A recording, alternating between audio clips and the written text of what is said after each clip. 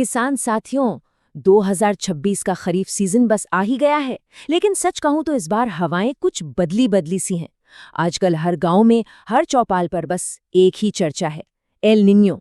और देखिए, ये डर जो सबके मन में बैठा है ना, वो बिल्कुल जायज़ है। पर आज इस विश्लेषण में हम घबराहट की बात नहीं करेंगे। हम ये देखेंगे कि इस मुश्किल वक्त को, इस एल निन्यो के खतरे को एक बेहतर मौके में कैसे बदला जाए, क्योंकि जब चुनौती बड़ी होती है तो तैयारी भी ठोस होनी चाहिए। अब सबसे बड़ा सवाल यही आता है कि जब आसमान धोखा दे तो जमीन कैसे बचाएं? ये सिर्फ एक लाइन नहीं है, ये उस हर परिवार के दिल की आवाज है जिसका पूरा चूल्हा पूरा साल इन 2-3 महीने की बारिश पर टिका होता है।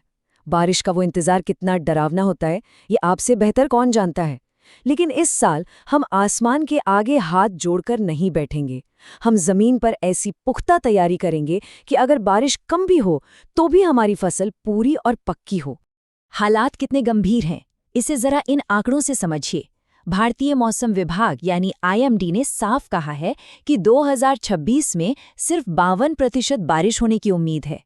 सीधे शब्दों में कहूं तो एक बड़ा खतरा और कई इलाकों में भयंकर सूखा। और सबसे डर की बात क्या है पता है?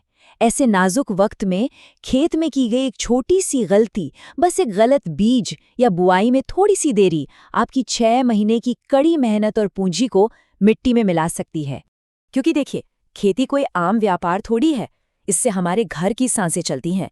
एक फसल खराब होने का मतलब सिर्फ बीज या खाद का नुकसान नहीं होता, उसके पीछे छिपा होता है बच्चों की रुकी हुई स्कूल की फीस का डर, बिटिया की आगे खिसकती हुई शादी की तारीख और साहूकार के कर्ज का वो बोझ जो रातों की नींद पूरी तरह छीन लेता है। हम और आप इस दर्द को बहुत करीब से समझते हैं और इसीलिए इस साल की तैयारी हमारी जिंदगी और मौत का सवाल है।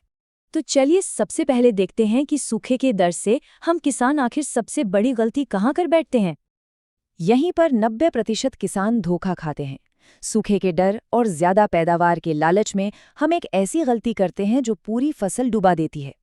विज्ञान कहता है कि NPK यानी नाइट्रोजन, फास्फोरस और पोटाशियम का अनुपात 4, 2 और 1 होना चाहिए। लेकिन वास्तविकता देखिए, हम लगभग 7 के अनुपात में यूरिया डाल रहे हैं। अब होता क्या है?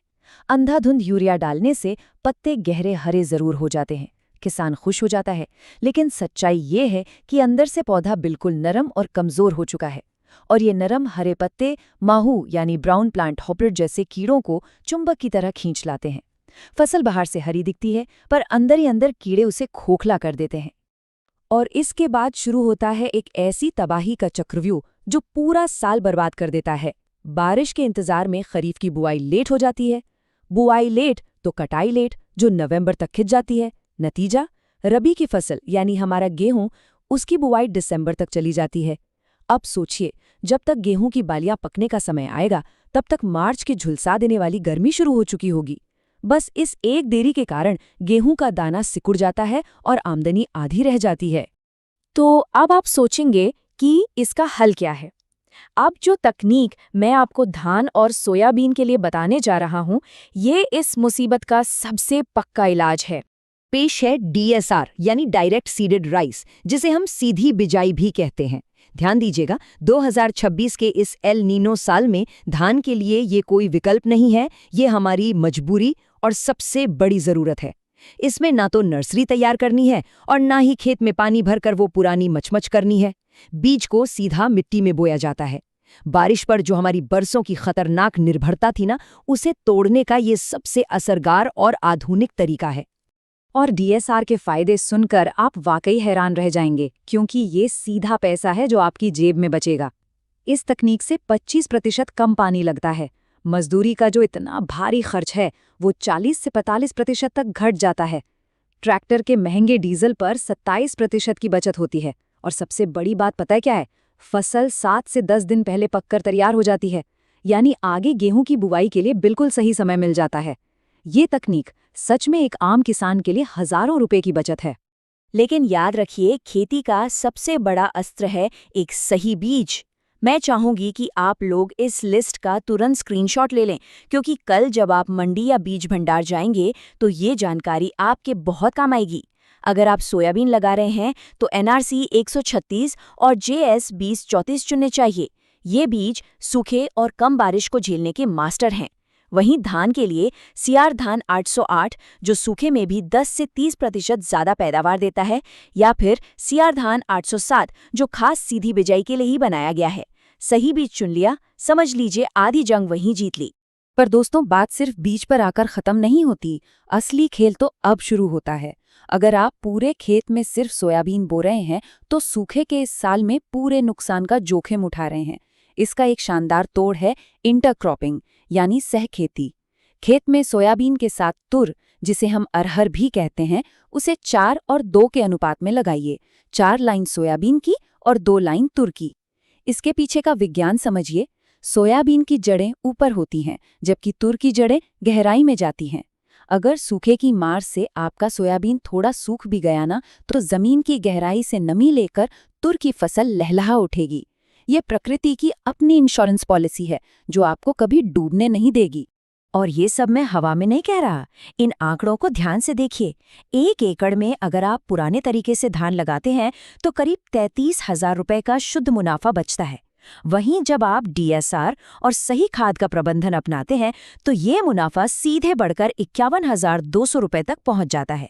डीजल, पानी और मजदूरी बचाकर अपना मुनाफा मार्जिन बढ़ाना ही आज की सबसे स्मार्ट खेती है।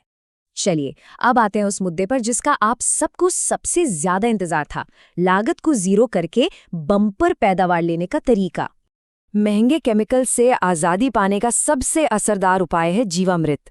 ध्यान दीजिए, ये कोई आम खाद नहीं है, ये अरबों सूक्ष्म जीवों का एक जीता जागता खजाना है जो मिट्टी के अंदर जले हुए बंद पोषक तत्वों को दोबारा खोल देता है। और इसे बनाना बिल्कुल मुफ्त और आसान है।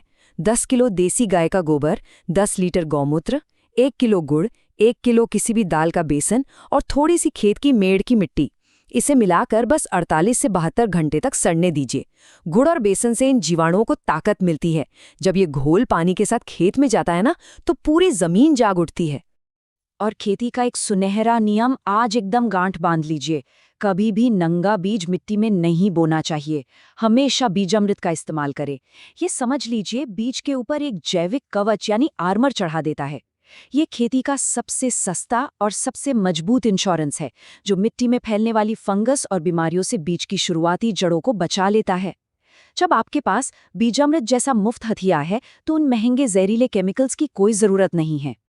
और अगर किसी भाई को लगता है कि कम जमीन में बड़ा मुनाफा नहीं हो सकता, तो नमिता और मनीषा की ये कहानी सुन लीजिए। इन दोनों ने मंडी के उतार चढ़ाव और उन बिचौलियों के मकर जाल को पूरी तरह नकार दिया। उन्होंने क्या किया, अपनी फसल जैसे आंवले को सीधे कौड़ियों के दाम बेचने के बजाय उसकी प्रोसेसिंग की, उसके बेहतरीन अचार और जाम बनाए। और इस एक छोटे से कदम से उनकी आमदनी का आंकड़ा हर साल 11 लाख रुपए तक पहुंच गया। जब आप अपनी मेहनत को थोड़े से व्यापारिक दिमाग से जोड़ते हैं ना, तब असली जादू होता है।